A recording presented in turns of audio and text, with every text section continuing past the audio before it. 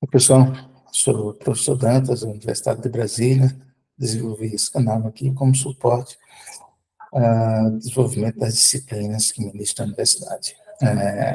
Nesse semestre nós estamos iniciando uma das disciplinas, é a contabilidade de instituições financeiras, e considerando a vigência do novo padrão contábil da Resolução 4966, inclusive 1.5, a partir de 2025, esses vídeos, eles vão dar suporte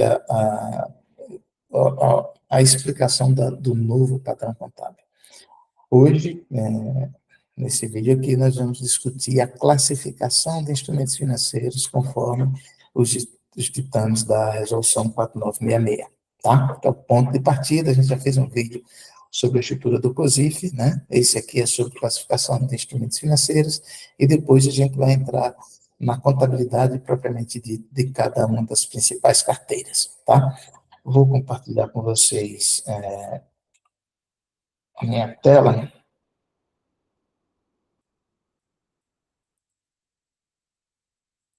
para conduzir a discussão. Bom, Resolução 4966, que define, né, o que funciona como a contabilidade de instrumentos financeiros, né?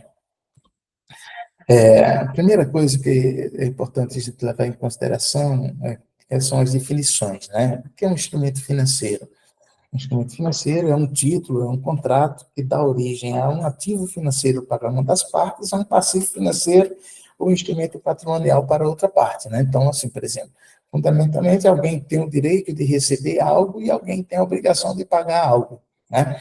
Essa obrigação de pagar pode ser um passivo financeiro ou pode ser por meio de uma parcela da entidade, do patrimônio da entidade, que seria um instrumento patrimonial, né? Então, o que é um instrumento patrimonial? O instrumento patrimonial, que deriva do primeiro conceito, né? O instrumento patrimonial é um título ou contrato que evidencia o interesse residual nos ativos de uma entidade ou de um fundo de investimento após a dedução de todos os seus passivos. Então, o exemplo mais clássico, na realidade, é o quê, pessoal? São as ações, né? Ou as cotas de fundos de investimento, né? Então, o que você tem? O que você... Qual é o direito que você tem sobre uma empresa? É a participação das ações que você tem no patrimônio dela, né? E o patrimônio dela é a conjunção entre ativos e passivos, é o que sobra, né? E o que é um fundo de investimento? É a sua participação em um fundo que nada mais é do que a mensuração de ativos e passivos, sobrou um patrimônio ali, ele é dividido pelos cotistas, né? Então, é um interesse residual dos ativos de uma entidade, né? Depois que você deduz os passivos, né? Então, esse é um conceito que a gente vai utilizar bastante ao longo do curso, né? Então, instrumento financeiro, instrumento patrimonial. Outro conceito importante é a parte de ativo financeiro. O que é um ativo financeiro? Ativo financeiro é dinheiro, ativo financeiro é um instrumento patrimonial de outra entidade, né, que a gente acabou de discutir agora. É o direito contratual de receber dinheiro ou outro ativo de outra entidade, ou trocar instrumentos financeiros em condições potencialmente favoráveis. Então, por exemplo, eu tenho direito de receber algo, por quê? Porque eu vendi algo, então eu tenho contas a receber em uma instituição financeira, eu emprestei dinheiro para um cliente, eu tenho direito de receber. Um cliente depositou um dinheiro na instituição financeira, ele tem um ativo, que é o depósito dele, a instituição financeira tem um passivo, né? E aí por diante, né? E também é um ativo o fato quando você tem o direito de trocar instrumentos em condições favoráveis, ou seja, eu tenho o direito de comprar uma determinada ação por R$ 50. Essa ação está valendo 80, opa, esse meu direito está valendo 30. Eu nem comprei ainda, mas ele tem um valor de 30, porque me dá o direito de pagar por 50 algo que vale 80, né? Então, esse direito contratual de receber, de trocar instrumentos financeiros em condições potencialmente favoráveis. O contrato a ser o que possa ser liquidado com instrumento patrimonial da própria instituição. E o que é o passivo? O passivo é exatamente o inverso do ativo, é a obrigação contratual de entregar dinheiro ou outro ativo financeiro para outra entidade ou trocar ou ter a obrigação de trocar instrumentos em condições potencialmente favoráveis. Ou tem um contrato a ser, ou que possa ser liquidado com instrumento patrimonial, o seu próprio, que você vai ter que entregar. Então, esse aqui é ativos e passivos financeiros. Então, um instrumento financeiro é ativo de uma parte, é passivo de outro, e tem a possibilidade também de ser instrumento patrimonial, tá? Então, quando a gente vai falando de instrumento financeiro, está falando sobre todas essas possibilidades, ok? Bom, os instrumentos financeiros exercem papel fundamental na economia como ferramentas operacionais da transferência de recursos entre poupadores, tomadores, dinamiza o fluxo de recursos na economia, e sua utilização é extremamente comum, né? Até é impossível. Quando a gente fala assim, instrumentos financeiros, muitas vezes, no primeiro momento, o aluno pensa assim, não, então isso aqui é de instituição dele. Não, instrumentos financeiros é para todo tipo de entidade, todo tipo de organização, tá bom? Só que se você não lidar bem com o instrumento financeiro, você pode ter prejuízos, você pode ter perdas, e se você lidar bem com a forma como você gere esses instrumentos financeiros, você pode mitigar os riscos que você está, por exemplo, é muito comum as instituições, empresas exportadoras, então ela faz um derivativo para se prevenir de variações no preço daquela commodity. Então, ou seja, eu estou usando o instrumento financeiro para mitigar o risco das minhas operações, né? Então, eu quero me prevenir, como eu não controlo o comportamento do preço, eu me previno, né? Então, isso aqui é uma forma, né? No caso das instituições financeiras, os instrumentos financeiros representam quase a totalidade dos ativos, né? A gente vai ver quando a gente entrar no próximo vídeo, que a gente vai começar a entrar nas operações propriamente ditas, nas carteiras, você vai ver que basicamente o que uma instituição financeira tem são instrumentos financeiros. Basicamente isso. Quase todos os ativos, 90 e tantos por cento dos ativos da instituição financeira são instrumentos financeiros. Tá bom? Bom, entendendo o que é o instrumento financeiro, o que é a Resolução 4966? A Resolução 4966, que entra em vigor a partir de 1º de janeiro de 2025, é a que disciplina, no âmbito do Sistema Financeiro Nacional, a sua contabilização, a contabilização dos instrumentos financeiros. Na realidade, isso está inicialmente disciplinado no IFRS 9, né? Que entrou em vigor em 2018, né? E que no Brasil ele foi traduzido por meio do CPC 48, né? Então, só que no âmbito do sistema financeiro, a gente não recepcionou o CPC 48, e a gente já falou no vídeo anterior, né, sobre a questão do modelo misto que a gente tem no sistema financeiro nacional, né? Então, eu tenho normas proprietárias e eu tenho alguns CPCs que eu recepciono integralmente. Então, nesse caso, esse aqui é um caso que eu tenho, que eu crio a norma proprietária, ao invés de recepcionar, né? Essa norma, 4966, ela vai entrar em vigor em 2025, né? Enquanto o IFRS 9, por exemplo, já está desde 2018. Bom, e o que é que se faz durante esse período? Durante esse período, ficou as normas que a gente já tem até hoje, né?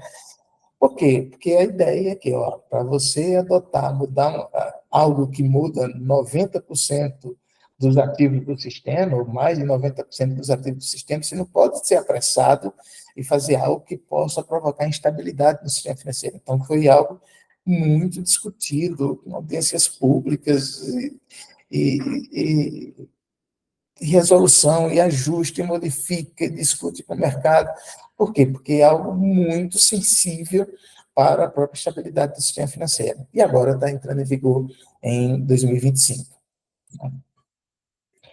Essa resolução 4966, ela estabelece um modelo único para os instrumentos financeiros. O que a gente tinha até agora? Né? A gente tem normas específicas para operação de crédito, outra norma para TVM, outra norma para operação compromissada, outra norma para captações.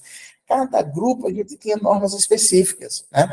Então, agora o que a gente está fazendo? É uma norma só, que é a 4966, que pega todos os instrumentos financeiros. No vídeo anterior até a gente falou a contabilidade de câmbio, né? Então, agora não, a gente vai ter uma norma só que vai ser um guarda-chuva para todos os instrumentos. O que vai ser diferente em cada carteira? São as características do próprio instrumento, são as características daquela carteira, mas os preceitos, os princípios que norteiam a contabilização daqueles instrumentos, eles são equivalentes, tá bom? Não se aplica, essa norma 4966 não se aplica a instrumentos financeiros que têm regulamentação específica. Por exemplo, investimentos em coligadas, controlados em conjuntos, ele é um instrumento financeiro, mas tem norma própria. Tá? Arrendamento, não está aqui mesmo, arrendamento tem norma própria, né? Quer dizer, não é nem considerado instrumento financeiro. Benefício empregado, pagamento baseado em ações, passivos provenientes de contrato da instituição com o cliente, que é o CPC 47, né? Então, para isso tem normas específicas. Como tem norma específica, é ela que prevalece, tá? Aqui vai ser para o que não tem norma específica, não tem regulamentação específica. Qual é o grande desafio na 4966? É o aumento substancial do julgamento profissional. E aí a importância da nossa profissão em estarmos preparados para o adequado exercício desse julgamento profissional, tá bom? O que significa o julgamento profissional?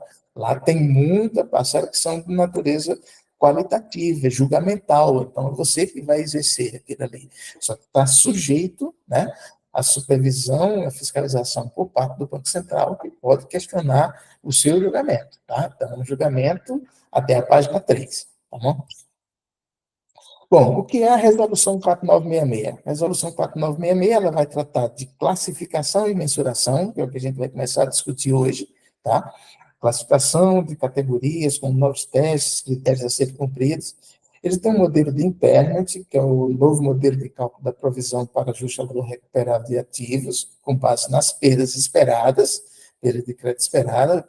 No vídeo anterior, quando a gente falou do COSIF da forma geral, a gente falou rapidamente disso.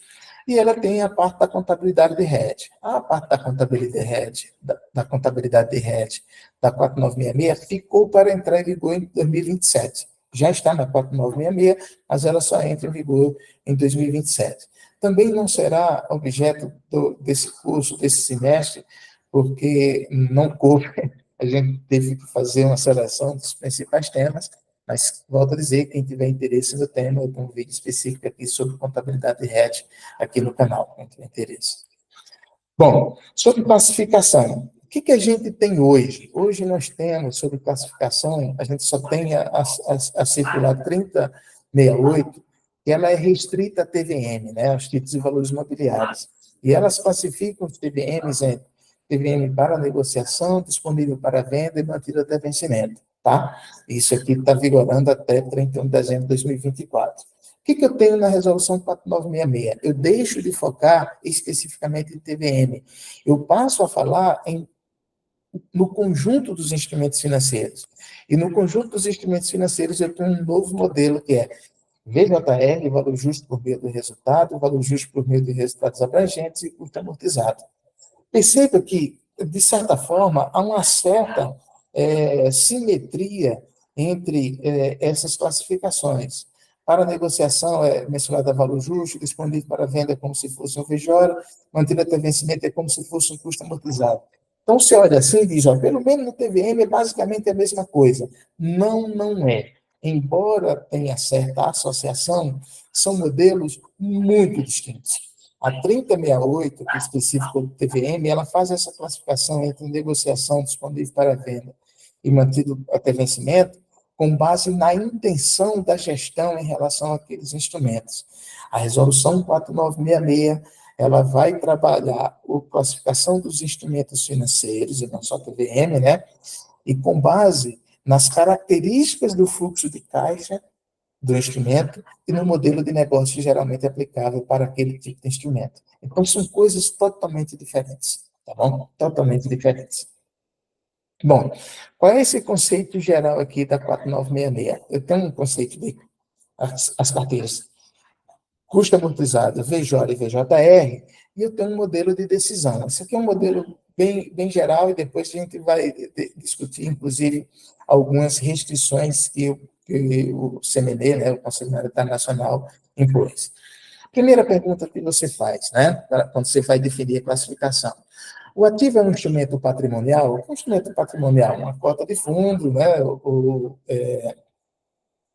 Ou uma ação, coisa desse tipo. É um instrumento patrimonial? Aí você pode dizer assim, sim, ele é um instrumento patrimonial. Aí você faz a segunda pergunta. Esse instrumento patrimonial, ele é mantido para negociação? O modelo de negócio dele, por exemplo, você compra para vender, esse aqui é para fazer esse tipo de transação? Se você responder sim, a classificação está dada. A classificação ele é VJR, valor justo por meio do resultado. Agora, se você respondeu não, aí você tem uma terceira pergunta. Você deseja fazer a opção irrevogável dos outros resultados abrangentes? O que é isso, pessoal? É que um instrumento patrimonial, como ele não passa no conceito de SPPJ, somente pagamento de principal e juros, né? Ele necessariamente não. A gente detalhar um pouco agora, um pouco mais à frente do que é o SPPJ, como a característica do fluxo de caixa dele, como a característica do fluxo de caixa dele não é o pagamento de juros, ele, ele é o que vai, ele é o que render. Ele pode, inclusive, uma redução de preço. Você compra uma ação de uma empresa, quanto é que você vai ter de volta? É quanto tiver o preço daquela ação. Você pode, inclusive, perder dinheiro, você pode ganhar muito dinheiro, você pode receber o mesmo valor. Não tem nada estabelecido ali quanto é que vai render, tá bom? Mas, às vezes, você compra uma ação, é, ações de determinada empresa, que você, apesar de ter essa classificação, mas, assim, que induziria a classificação como VJR, mas é uma empresa que você não pretende vender aquela ação. É interesse de grupo, no futuro você quer adquirir o controle daquela empresa, e se você colocar aquela ação no seu balanço, você vai ter que mensurar aquilo a valor justo, o seu resultado vai sofrer as oscilações, e você não quer que o seu resultado sofra essas oscilações.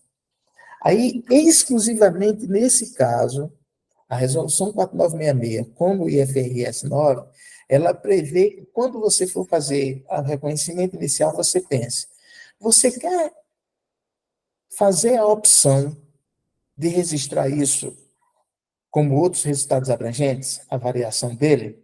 Se você respondeu não, ele vai para o VJR. E se você respondeu sim, ele vem aqui para o VJ. Se você respondeu sim, ele vai ser classificado aqui como VJ. Detalhe, pessoal, a variação do valor desse ativo nunca vai transitar pelo resultado, nem quando a entidade vender.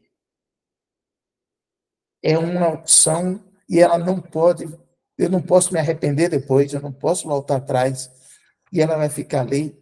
Você vendeu, ela não vai transitar no resultado, se você ganhou ou perdeu, ela não vai transitar no resultado.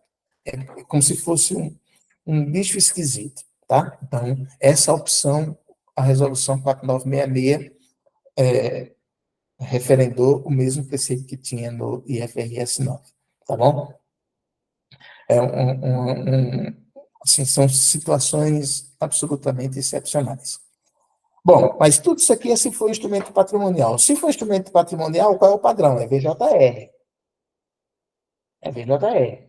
Instrumento patrimonial, VJR. Salvo essas exceções, mas essa é a exceção da exceção da exceção da exceção, tá bom? Situações bem particulares. Agora, se ele não for um instrumento financeiro patrimonial, se ele não for um instrumento patrimonial, ele é um outro tipo de instrumento financeiro. Aí você faz a segunda pergunta. Os fluxos de caixa contratuais são SPPJ? O que é um fluxo de caixa SPPJ? Fluxo de caixa contratual SPPJ é somente pagamento de principal e juros, né? Então, o que é um fluxo de caixa SPPJ? É tipicamente um empréstimo. Então, tem um principal, você empresta dinheiro para alguém, 100 mil, e ele vai voltar aqueles 100 mil com juros. Pronto. Isso é um fluxo de caixa SPPJ. Tá? Assim, tudo ali, todo o fluxo de caixa que vai, que volta, é só determinado teve principal e juros. Não tem outra coisa ali no meio.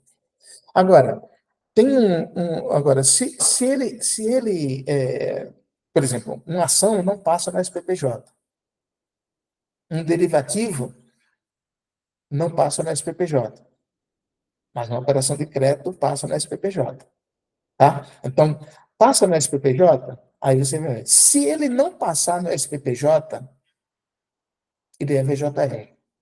Por exemplo, todo derivativo ele é VJR, da mesma forma que todos os instrumentos patrimoniais são VJR, tá? Um derivativo é sempre VJR, ele não passa na SPPJ. Por quê? Porque é o valor de mercado dele que vai determinar. Entendeu? Então, ele não passa no SPPJ. Agora, se ele passar no SPPJ, você faz uma segunda pergunta. O que é que geralmente você faz com esse instrumento? Você, entidade financeira, você, instituição financeira, o que é que você faz com ele? Qual é o seu modelo de negócio? Por exemplo, você é um empréstimo, você emprestou dinheiro para um cliente. Aí eu pergunto, qual é o modelo de negócio? O seu modelo de negócio é manter o ativo para receber o fluxo de caixa? Emprestou dinheiro para receber durante os próximos 3 anos, 36 parcelas. E você vai ficar com o investimento só recebendo as parcelas? É isso que você faz? Se você respondeu sim, ele vai para essa caixinha, custo amortizado. Perceba, pessoal, que eu só estou trabalhando agora em saber em qual caixinha eu vou colocar o instrumento. Depois a gente vai ver qual é a consequência que isso tem em termos de mensuração contábil, tá? Por enquanto, eu só estou colocando nas caixinhas. Então, ó, se ele passa na SPPJ e se o modelo dele é ficar só para receber os fluxos de caixa do instrumento, ele é um custo amortizado. Se você comprou um título público federal para vencer em 2030, e você vai ficar com aquele título ali, só aproveitando o recebimento do recurso, ele vem para cá, custo amortizado. Agora, e se você, ao invés de ficar com um instrumento, o seu modelo de negócio, seu padrão, seja ficar com o instrumento, e se o seu padrão não for reconhecer, ficar com esse instrumento? Aí você tem uma outra pergunta. Perceba que a gente vai encadeando perguntas. Aí a pergunta é: esses ativos são gerenciados tanto para receber os fluxos de caixa como para a venda? Ou seja, você tem, assim, por exemplo, às vezes você fica, por exemplo, eu compro o título público federal, às vezes eu fico até os vencimentos, às vezes eu vendo, às vezes eu fico, às vezes eu vendo. Tá? Eu não tenho um modelo padrão pré-determinado. Né? Se você respondeu sim a essa pergunta, você vai classificar como VJORA. Significa que, às vezes você fica, às vezes você vende. Às vezes você fica, às vezes você vende.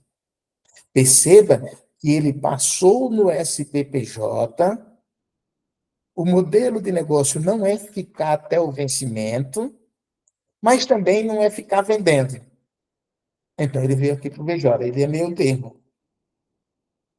Agora, se a resposta, se os ativos são gerenciados para receber os fluxos de caixa como para venda, se você respondeu não, é porque é sempre para venda, né? Porque aqui, ó, não foi para receber fluxo de caixa, nem é no meio termo, então significa que geralmente é para vender. Então ele vem para VJR, né? Ele vem para VJR. Esse é o modelo básico de classificação dos instrumentos financeiros previsto na 4966.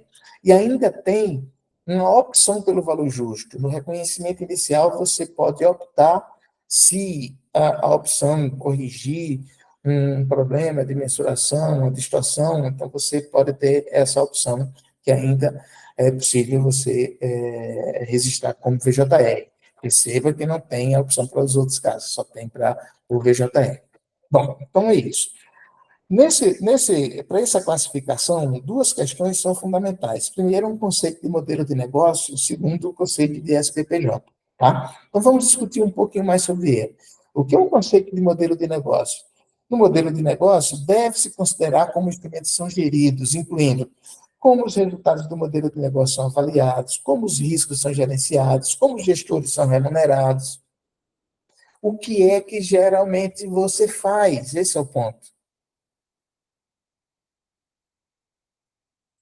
E essa definição desse modelo de negócio, ela tem que refletir as atividades efetivamente praticadas, né? Então, assim, é a forma como eu gerencio, né? Volto a dizer, se você gera, faz empréstimo, a instituição A faz empréstimo, a instituição B faz empréstimo também. Digamos, empréstimo consignado. Só que a instituição A gera o empréstimo e ele fica com aqueles ativos até o vencimento, ele só quer ganhar os juros, receber depois o principal juros. A segunda instituição, ele gera, consegue o cliente, faz o financiamento, mas vende a carteira de clientes para outra instituição. O modelo de negócio é vender, gera para vender, gera para vender. Essa entidade que gera o negócio, gera o crédito para ficar com ele, se apropriar do fluxo de caixa, classifica como custo amortizado. Essa entidade que gera a mesma operação de crédito, mas gera já para vender para outra, esse é o modelo dela, classifica como VJR. E no meio pode ter uma terceira entidade que também faz o crédito consignado e que às vezes fica, às vezes vende, às vezes fica, às vezes vende. Esse poderia ser classificado como VJORA, exceto por um fato de que operações de crédito, carteira de crédito, não pode classificar como VJORA, que foi uma restrição que a resolução 4966 trouxe. Mas eu só estou dizendo como o mesmo instrumento com diferentes características, eles poderiam entrar em caixinhas diferentes, tá bom? Isso é modelo de negócio. Né? Então, a entidade tem que se ver naquele modelo. Né? Tem que ser, a governança da entidade tem que referendar. Esse é o meu modelo de negócio, eu tenho que me ver. Olha só, a resolução 4966 é mais do que simplesmente uma norma de contabilidade. Ela faz com que a contabilidade reflita a forma como os negócios são geridos. É muito mais do que isso. Tá bom? Então, e aí o conceito de SPPJ, né? Somente pagamento de principal e juros. Então, a primeira característica é que o SPPJ deve incluir retornos consistentes com a estrutura básica da empréstimo. É aquela, né? Quer dizer, é como se eu olho para um instrumento financeiro, para as características do fluxo de caixa do instrumento financeiro, e vejo algo parecido com o empréstimo, como se fosse o dinheiro vindo e ele voltando, aquele dinheiro que eu emprestei com juros. Tá bom?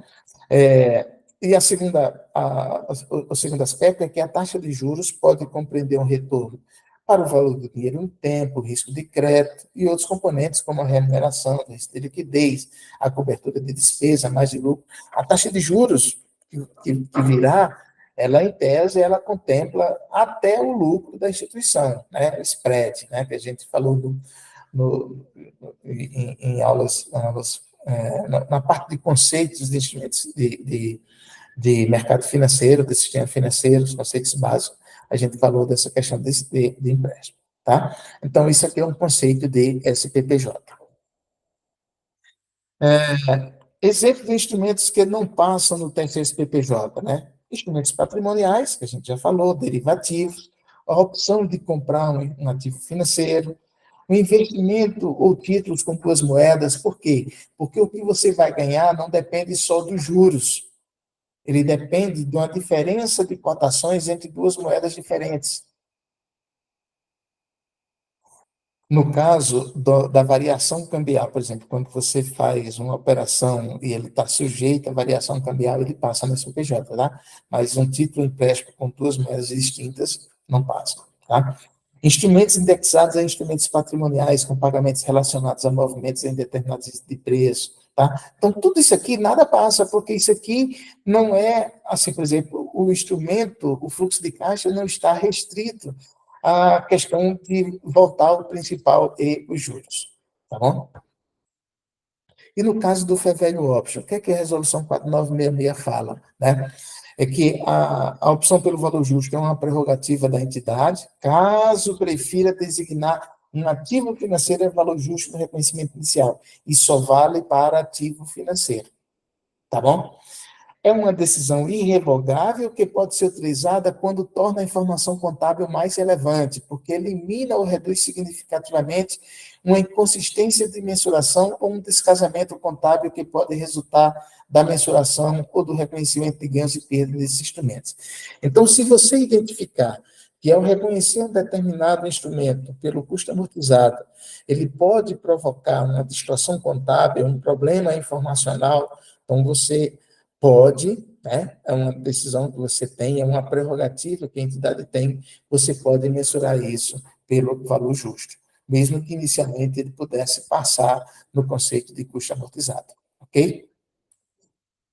Bom, classificação de ativos financeiros. Então, a gente pode resumir que a classificação de instrumentos financeiros ele vai depender do modelo de negócio, né? Quer dizer, se o modelo de negócio é receber os fluxos de caixa contratuais, é receber os fluxos de caixa ou negociar, ou é outro modelo, que aqui seria negociar, né? Como se diz. E os fluxos de caixa se passa no SPPJ ou não. Se passar no SPPJ, ele está aqui nessa linha, e se não passar, ele vem para essa outra linha. Bom, se ele passar no SPPJ e o modelo de negócio for receber o fluxo de caixa contratual, a classificação ela é como custo amortizado. Custo amortizado. Se passar no SPPJ e o meu modelo de negócio, às vezes é ficar com o instrumento, às vezes é vender, às vezes é ficar, às vezes é vender, eu classifico ele como VJORA, valor justo por meio de outros resultados abrangentes. Percebam, pessoal, que por enquanto nós já estamos falando em qual caixinha eu vou colocar o instrumento. Eu não estou falando ainda de valor contábil, tá bom? Mas ele vai ter, essa classificação terá uma consequência que a gente vai falar daqui a pouco, né? Agora, se o meu modelo de negócio não é ficar com o instrumento até o final, e nem é essa dubiedade, ou se o meu fluxo de caixa não é SPPJ, para tudo mais, ele é um VJR, né? Então, VJR, ele vai ser, se a gente ler a norma, é como se a norma diz, olha, CA, custo amortizado, você pode colocar se atender isso, isso e isso. VJORA, se atender isso. E o resto é VJR. É como se o VJR fosse, mas na realidade, o que eu estou dizendo é criando restrições para classificar como custo amortizado, criando restrições para classificar como VJORA, e tudo mais é VJR. Instrumento financeiro é isso. Tá bom? E ainda tem essa opção pelo valor justo, quando for o caso. Bom, no caso dos passivos financeiros, no caso do passivo financeiro, ele pode ser custo amortizado ou VJR, não tem VJORA, tá? Ele é custo amortizado ou VJR. E aí é o seguinte, pessoal, o padrão de passivo é classificar como custo amortizado. Isso, 4966 foi claríssima, tá? Passivo é para classificar como custo amortizado. Exceto, aí ele diz, aí tem umas normas específicas que diz que esses instrumentos aqui, eles vão ser classificados, não é custo amortizado. Por exemplo, derivativos. Derivativos tem que ser pelo valor justo. Passivos financeiros gerados em operação de aluguel de instrumentos financeiros. Então, você alugou um papel de alguém e vendeu algo que não te pertence. Você pode fazer isso. Mas agora você tem que reconhecer um passivo que é comprar aquele papel para você devolver ao dono. Esse passivo tem que ser pelo valor justo. Passivos gerados pela transferência de ativos financeiros. A mesma coisa, quer dizer, então você chegou, fez esse tipo de operação, tá? Transferiu um ativo financeiro para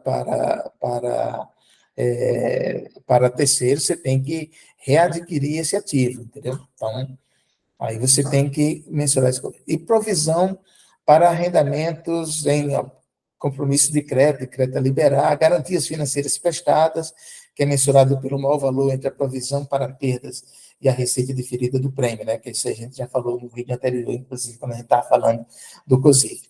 Então, fora essas exceções, passivo é custo amortizado, tá? E não é admitida a opção pelo valor justo, que é uma simetria com o IFRS 9, porque o IFRS 9 admite a opção pelo valor justo no passivo, tá? Bom, então agora a gente definiu onde é que vai entrar cada caixinha, né? E agora a gente vai dizer a consequência disso em termos de valor contábil, tá bom? Em termos de valor contábil. Por exemplo, se eu tiver um ativo e eu classificar esse ativo como custo amortizado, o valor do reconhecimento inicial, portanto, a mensuração inicial, é valor justo com mais ou menos o custo de transação. Lembra um exemplo do vídeo passado, onde a gente, do vídeo do COSIF, onde a gente disse, no primeiro vídeo, onde a gente falou o seguinte, olha, se você fizer um empréstimo, está emprestando 100 mil, mas se você cobrar uma tarifa do cliente, 3 mil, quanto é o reconhecimento inicial? É 97. É os 100 menos os 3. É o que saiu, tá? O valor justo, em tese, é os 100, que é o valor da transação, tá bom? Mas aí eu tenho uma receita que eu tive que eu vou diferir, né? E aí está nesse custo de transação, o conceito. Esse custo de transação, na resolução 496, lá a gente chama receita diferida e custo de transação, tá? Aqui está no sentido amplo, não no sentido estrito. Então, aqui daria 97. E se você emprestou 100, não cobrou tarifa e gastou 2 mil para alguém fazer a avaliação da garantia, na realidade o valor do seu ativo não é 100, o seu ativo é 102. Mesmo que o cliente só deva 100, ele pode ser 97, 100 ou 102. É o mesmo contrato, mas dependendo do custo de transação. Então, o fato de você ter reconhecido como custo amortizado vai fazer com que você registre aquele valor, existe aquele valor com o efeito desse custo de transação. Perceba que eu estou na mensuração inicial. Depois ainda vai ter consequência para frente, tá? Primeiro a gente colocou nas caixinhas, é custo amortizado, VJ, VJR, e agora a gente vai começar a discutir os efeitos dessa classificação. Na mensuração inicial é isso. Custo amortizado, ele vai ser mensurado pelo valor justo, custo de transação. Agora, se eu colocar na segunda caixinha, que é o VJORA, o valor do reconhecimento inicial também será o mesmo, o valor justo e mais ou menos o custo de transação. Por exemplo, eu comprei um título público federal, né? E o meu passa no SPPJ, por quê? Porque tem um juros já pré-estabelecido ali, a cláusula de juros, né? É como se fosse uma dinâmica de equivalente, uma dinâmica de empréstimo. Só que o meu modelo de negócio, às vezes é vender, às vezes é ficar, às vezes é vender, às vezes é ficar. Classifiquei como VJORA. Por quanto eu vou reconhecer? Pelo valor justo, mais o custo de transação. Comprei o título por 105 e paguei 2 de corretagem. Qual é o valor do reconhecimento inicial? 107. 107. Tá bom? 107. Agora, se esse mesmo papel eu comprei por 105, paguei 2 de custo de transação, mas a lógica, quando eu compro um título público federal, o meu modelo de negócio geralmente é comprar para vender, para gerir a liquidez, etc, etc. Não é para ficar até 2030, 2035 com papel. Nesse caso, você vai classificá-lo como VJR. E aí, o reconhecimento na contabilidade se dará por quanto? Pelos 105 e não pelos 107, como você vê em Uvejora. Você já mudou o valor contábil. Né? Então, no reconhecimento inicial, em função da caixinha que você coloca, o reconhecimento inicial já se dará por valores diferentes. E esse valor justo, assim, por exemplo, os 2 mil que você pagou, os custos de transação, eles vão ser reconhecidos no resultado, na despesa financeira. Percebeu? Então, aqui é a primeira consequência que você tem da classificação na caixinha é no valor do reconhecimento inicial, né? Então, o valor justo do reconhecimento inicial é geralmente o preço da transação, exceto quando as condições negociadas diferem daquelas usuais de mercado. Tipo assim, a transação com parte relacionada. Então, salvo uma transação forçada, a regra geral, o valor da negociação é o próprio valor justo, tá bom? Agora, no reconhecimento inicial, portanto, a gente já viu que ele pode mudar o valor. E a mensuração subsequente? Né? O que, que acontece na mensuração subsequente? Né? Por exemplo, se você classificou um ativo como custo amortizado, a mensuração subsequente é o reconhecimento dos juros. e você vai reconhecer os juros pela taxa de juros efetiva, que no nosso próximo vídeo a gente vai discutir o conceito de taxa de juros efetiva, quando a gente entrar na parte da carteira de crédito, então a gente vai discutir o conceito de taxa de juros efetiva, como é que a gente aplica. Percebe, pessoal? Cada vez a gente vai introduzindo um novo conceito, né? Então, aqui a gente começou a classificação, reconhecimento inicial, mensuração subsequente. Mas a forma como se dá esse reconhecimento da taxa de juros efetiva, a gente vai ver nesse próximo vídeo, né, para a gente não atropelar tudo de uma vez, tá? Bom, se você classificou como custo amortizado, você vai reconhecer os juros e não tem ajuste a valor justo. E não tem ajuste a valor justo, tá bom? Não aplicado. Agora, se você classificou como VJORA, né, você faz o reconhecimento dos juros do mesmo jeito que você faz o custo amortizado, pela taxa de juros efetiva.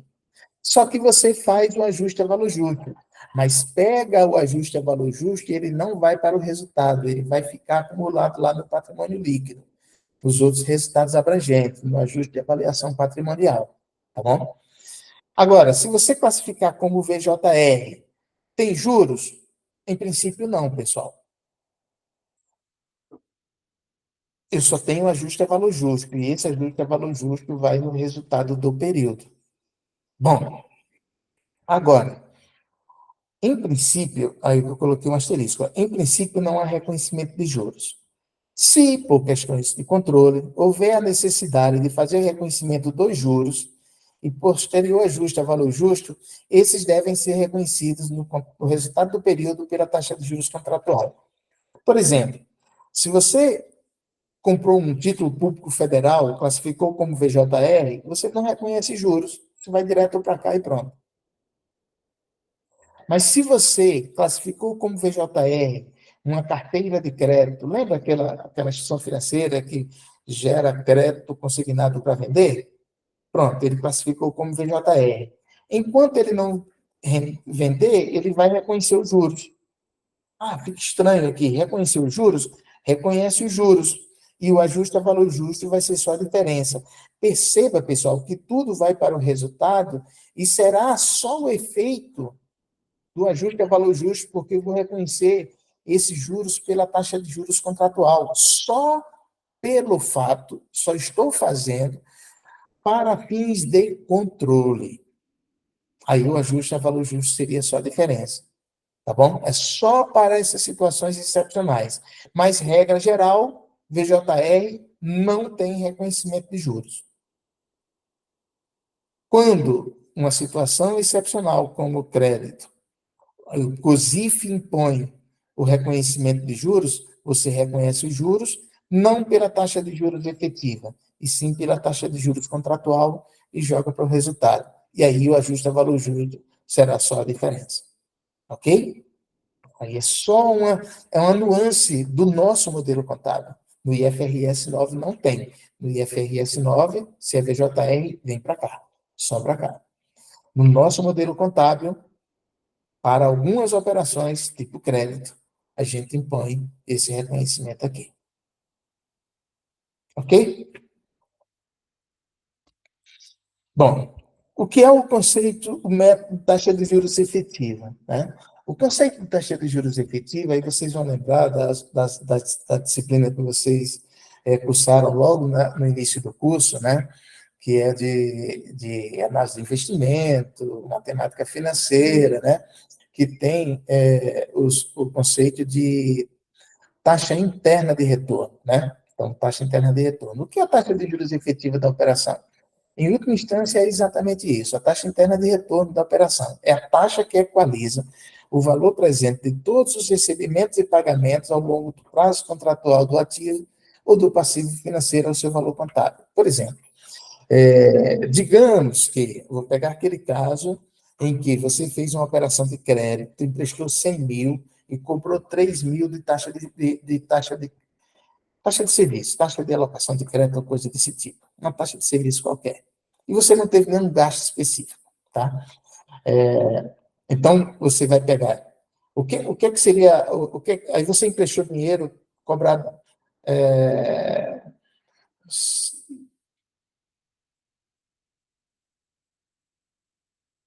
3% ao mês. Não, 5% ao mês, um exemplo. 5% ao mês, tá bom? Aí você está cobrando do cliente 5% sobre 100 mil. 5% sobre 100 mil. Mas efetivamente, se você está cobrando 5% sobre 100 mil, mas efetivamente, quanto é que você emprestou para ele mesmo, do ponto de vista da essência econômica? Você não emprestou 100 mil, porque você deu 100 mil com a mão e pegou 3 com a outra. Você só emprestou 97 e vai cobrar 5% sobre 100 mil. Esses 5% sobre 100 mil, quanto representará em relação a 97 mil? Então, quando você empresta 100, cobra 5% sobre 100 e cobrou uma tarifa para você fazer aquele empréstimo, na realidade você está cobrando uma taxa de juros a maior. É a taxa de juros efetiva, a gente vai apurar, a gente vai trabalhar bastante aqui com Excel, né, para apurar essa taxa de juros efetiva. A taxa de juros efetiva não será 5%, ela será maior do que 5%. Porque ele era 5% se os juros fossem pagos sobre 100. Mas esse 5%, no fundo, é sobre 97. Então, você está cobrando mais do que os 5%. Isso é um conceito de taxa de juros efetiva.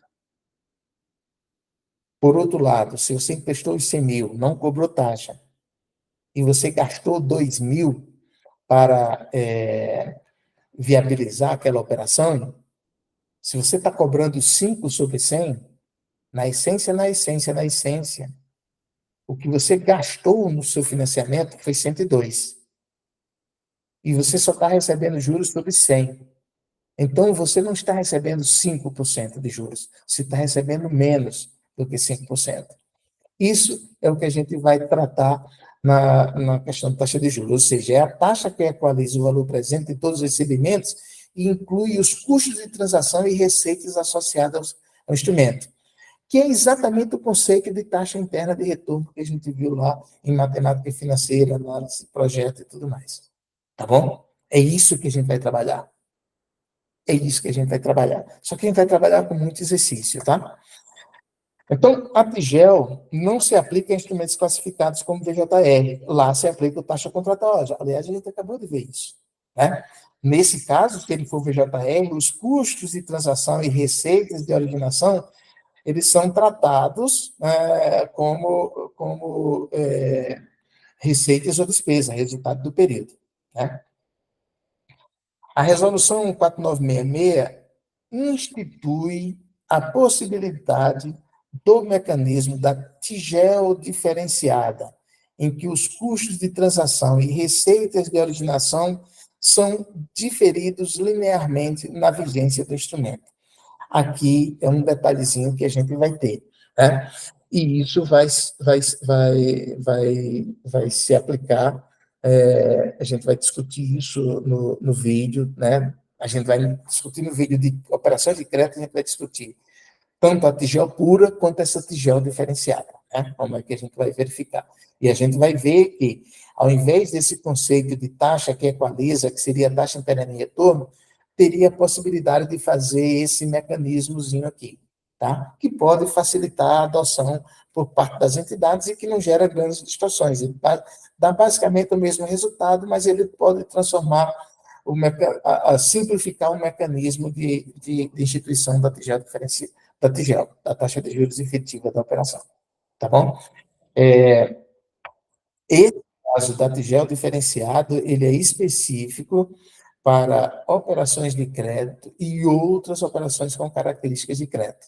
Então, ele não se aplica para os demais tipos de instrumentos financeiros. Ele tem uma aplicação restrita, tá bom? Ele tem uma aplicação restrita. Para os outros instrumentos financeiros, aí só vale a tigel pura, tá bom? Bom, e agora se eu comparar a resolução 4966 com a IFRS 9, quais são as grandes diferenças que a gente tem, né? Quer dizer, então, a resolução 4966, como a gente já falou, é uma norma proprietária que recepciona os preceitos fundamentais de IFRS 9, mas instituiu algumas alterações por interesses prudenciais, como, por exemplo, restrições à classificação de ativo financeiro a valor justo, lá No IFRS 9 pode, no 4966 não pode, tá? Priorização da classificação de instrumentos da crédito como custo amortizado. Por exemplo, ele só pode ser, por exemplo, assim, a resolução 4966 diz, se for carteira de crédito, eu estou falando operações de crédito e outras operações com características de concessão de crédito, em tese, a classificação é custo amortizado. Aí eu digo, ó, pode classificar como VJR se for aquela operação que gera para vender. E VJORA nem pode, está proibido. Percebeu? Então, aqui ó, são restrições, né? Restrição ao uso do fair value option, tá bom? Então, é bem mais restritivo. Passivo nem pode, né? Modelo de impairment com a adoção de pisos mínimos de provisão em função do atraso. Adoção do conceito de perda incorrida, que a gente vai discutir no vídeo das operações de crédito. E a adoção daquele modelo simplificado, que são para as entidades de pequeno porte, S4, S5, que não são obrigadas a constituir um modelo de probabilidades para apurar a probabilidade de default, PD, LGD, é um modelo que a gente vai discutir, então pode fazer algo mais simplificado, né? Então, isso não tem no IFRS 9, mas tem na 4966. Os efeitos de reclassificações contábeis ocorrem apenas a partir do período do semestre seguinte. Aqui é muito importante, isso é uma mudança muito relevante e de uma simetria relevante em relação ao IFRS 9. No IFRS 9, quando eu mudo a classificação do instrumento, aí ele está classificado como custo amortizado, eu quero mudar para VJR. Quando você reclassificar, automaticamente, naquele momento que você reclassificou, os efeitos já são ajustados. Na 4966, não. Ele disse, olha, só a partir do semestre seguinte. Se você muda hoje, e vai passar uma quarentena, como diz, né? É como se dissesse assim, cara, eu não quero que você fique brincando de mudar de modelo de negócio, não. Entendeu? E se você tiver que mudar, muda, mas espera, declara que vai mudar, e só no semestre seguinte você reconhece os efeitos dessa mudança, tá bom? O atraso a partir de 90 dias como indicativo de atitude problemático não pode ser refutado. Por exemplo, o IFRS 9 diz que, você tem que julgar o que é um conceito de ativo problemático. O ativo problemático é um ativo inadimplente, com problema de recuperação de crédito. A gente vai trabalhar muito isso quando a gente for calcular a perda esperada. Tá? No IFRS 9, ele diz, com 90 dias é um indicativo, mas você pode refutar. Se você não concordar com esses 90 dias, a entidade pode refutar. No caso da 4966 diz, não pode refutar. 90 dias é problemático e acabou a história. É um problema, é um ativo, se está com 90 dias de atraso, é um ativo com problema de recuperação de crédito. E aí vai ter as consequências que quando a gente chegar no modelo de provisão para perdas, de impairment, a gente vai discutir qual o efeito dessa proibição de refutar no cálculo da perda esperada, tá bom? Tem diferença da resolução 4966 em relação ao IFRS 9, mas também é importante a gente ressaltar quais são as grandes mudanças em relação ao que a gente tem hoje, que é o COSIF 1.0, né? Que é o modelo atual, né? Então, por exemplo, algumas diferenças. O modelo contábil é extensível aos instrumentos financeiros e não regulamentação específica por tipo de operação. Como a gente falou, no modelo contábil que a gente tem vigente até 2024, é tudo assim, regulação de crédito para TVM, para operação compromissada, para depósito, etc, etc. Tá bom? Agora não, eu tenho uma norma única para todos os instrumentos financeiros. O que vai diferenciar? A própria característica do instrumento, mas a regulação, os preceitos eles são os mesmos, tá bom? A previsão do conceito de fair value option, embora com restrições, ele foi instituído aqui no COSIF 1.0, não existe. A adoção da classificação contábil, VJR, VJORA e custo amortizado para todos os instrumentos e não apenas para os TVM, né, que a gente tem hoje, que é negociação disponível para venda e mantida até vencimento. Adoção do modelo de perdas esperado aplicável a todos os instrumentos, em substituição a 2082, resolução 2082, que era baseada em níveis de risco pré-definidos, que alcançava apenas a carteira de crédito. Aliás, não apenas a carteira de crédito, eram as operações de crédito, para ser mais preciso. Entendeu? Então, assim, tem algo que é muito maior. né? Muito mais abrangente, né? Acrua-os baseado no conceito da taxa de juros efetiva, em substituição ao modelo de taxa contratual que a gente tem hoje, né? Então, agora é o conceito de taxa de juros efetiva, que a gente acabou de falar dela, né?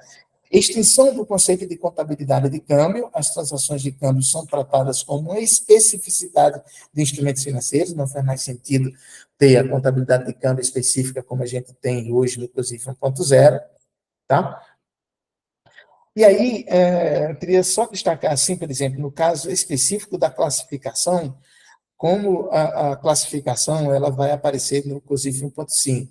Perceba que ela vai aparecer lá naquele grupo 3, que é grupo de compensação, né? Só queria chamar a atenção dessa classificação para encerrar a discussão sobre classificação de instrumentos financeiros, né?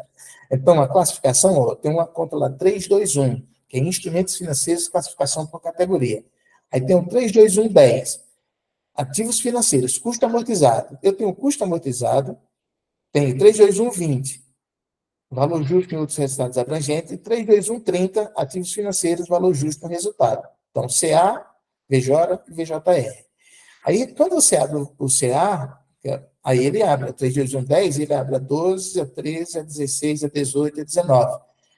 Aí ele abre, aplicações interfinanceiras de liquidez, títulos e valores mobiliários, operações de crédito e outras operações com características de concessão de crédito, e aqui outros ativos financeiros. Perceba que hoje a classificação é só para TVM. A gente está colocando todos os instrumentos financeiros, tem contas especificadas para as principais carteiras, e depois tem um aqui chamado outros ativos financeiros. Ou seja, por meio dessa conta de compensação, eu saberei exatamente quanto a entidade tem de ativo financeiro classificado como custo amortizado e quanto desses ativos financeiros de custo amortizado é em cada uma das principais carteiras.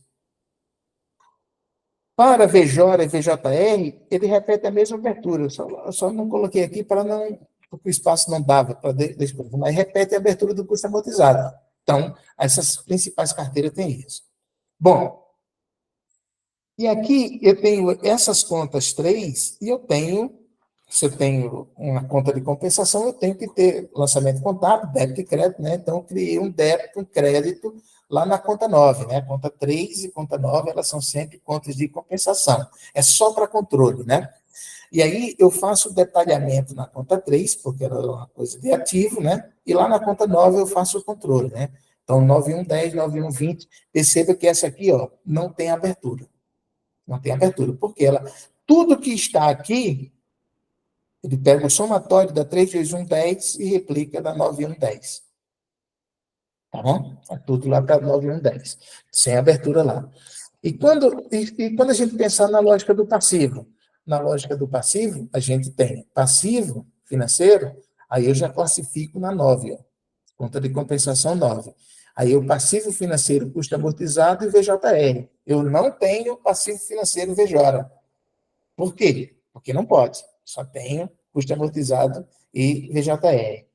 Aí o passivo financeiro custo amortizado, as principais carteiras, depósito, operações compromissadas, obrigações por impresso repasse e outros passivos financeiros. Sempre vai ter um outros aqui para simplificar, tá bom? Agora, no VJR, depósito, eu posso colocar aqui no VJR? Não posso, porque todo depósito, a resolução 4966 diz que tem que ser no custo amortizado. Só pode ser como VJR aquilo para o qual a regulação específica determina, que são as obrigações por operações compromissadas, tipo, pegou um título emprestado de alguém, recebeu uma operação compromissada e vendeu o título que não te pertence, você vai reconhecer aqui como um passivo ao valor justo, porque você tem que recomprar esse papel para devolver ao dono. Os instrumentos financeiros derivativos, por lógico, tem que ser VJR e outros passivos financeiros, se for o caso aqui, mas só aqueles que têm regulamentação específica. A contrapartida deles vai ser a 32160 e a 32180, né, que também fica fechado. Bom, pessoal, então, esse aqui são, assim, o que a gente queria falar sobre classificação de instrumentos financeiros, né, os principais preceitos da 4966, né, A gente já tinha discutido no vídeo anterior sobre aqui os Sócrates brasileiros, Sampaio de Souza Vieira de Oliveira, que é o maior ídolo da história do Corinthians e tem uma identidade absoluta com o todo-poderoso Timão. Então, nesse vídeo aqui a gente termina essa parte mais introdutória e a partir do próximo tópico a gente vai começar a discutir as operações de crédito, depois entra a TVM, e aí a gente começa a discutir já os lançamentos contábeis, a mensuração, a apuração da taxa de juros efetiva, como se dá o reconhecimento das perdas, como é que eu apuro o impairment e aí por diante. Ok, pessoal? Até mais, então.